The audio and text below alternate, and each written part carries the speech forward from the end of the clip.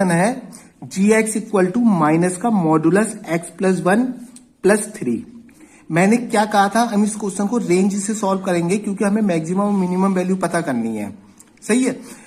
अब मैंने कहा था इसमें भी देखो दो टर्म है, एक तो माइनस का एक्स प्लस वन मॉडुलस है, दूसरा थ्री है। अब हम ये देखते हैं कि इन दोनों टर्म में से हमें किसकी वैल्यू पता है।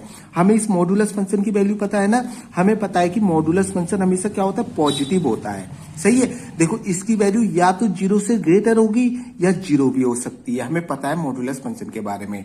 अब हमको क्या करना होता है, हमें एक टर्म की वैल्यू पता लग गई ना इसके, अब हमें ये फंक्शन लाना होता है पूरा पूरा। अब ये फंक्शन कैसे आएगा, बिल्कुल सेम टू सेम यही फंक्शन लाना होता है। तो इसमें हम कुछ मल्टीप्लाई करेंगे या फिर कुछ ऐड करो, हमें सीधे सीधे इसमें कुछ भी या मल्टीप्लाई करो या फिर डिवाइड करो, बट हमें ये फंक्शन लाना होता है जो गिवन है जैसे तैसे।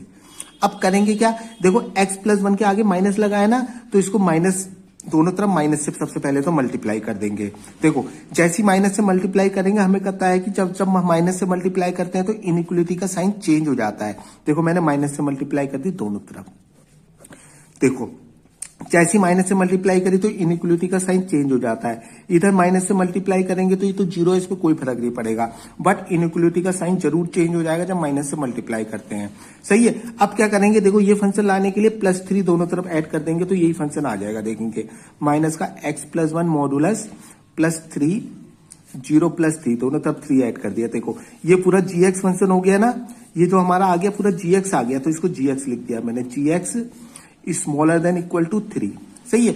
यानी कि हमारा जो फंक्शन है उसकी वैल्यू या तो थ्री है या थ्री से क्या है, स्मॉल है। यही तो कह रहा है, स्मॉल कहां तक जाएगी, माइनस इंफिनिटी तक। समझ गए। देखो साफ साफ पता चल रहा है, या तो इसकी वैल्यू थ्री है क्योंकि इक्वल का साइन भी या तो थ्री है, या फिर थ्री से क्या है, स्मॉल है। स्मॉल कहां तक जाएगी, माइनस इंफिनिटी तक। तो इसकी वैल्यू मैं इस तरीके से लिखूंगा, देखो माइनस इंफिनिटी से थ्री, थ्री की तरफ क्या आएगा बेटे हमारा, क्लोज इंटरवल, क्योंकि थ्री इंक्लूड है इसमें, इसकी तरफ क्लोज इंटरवल आएगा, और ये तो इंफिनिटी की तरफ तो हमेशा ओपन इंटरवल आता है। सही है। तो इसकी सुनेंगे, इसकी मिनिमम वैल्यू हो गई, नो मिनिमम वैल्यू हो गई, और मैक्सिमम वैल्यू कितनी हो गई, इसकी थ्री हो गई। साफ साफ पता लग रहा है, पहली वाली मिनिमम वैल्यू, दूसरी वाली मैक्सिमम वैल्यू। सही है।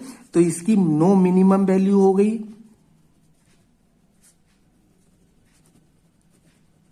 सही है, और मैक्सिमम वैल्यू कितनी होगी इसकी, थ्री।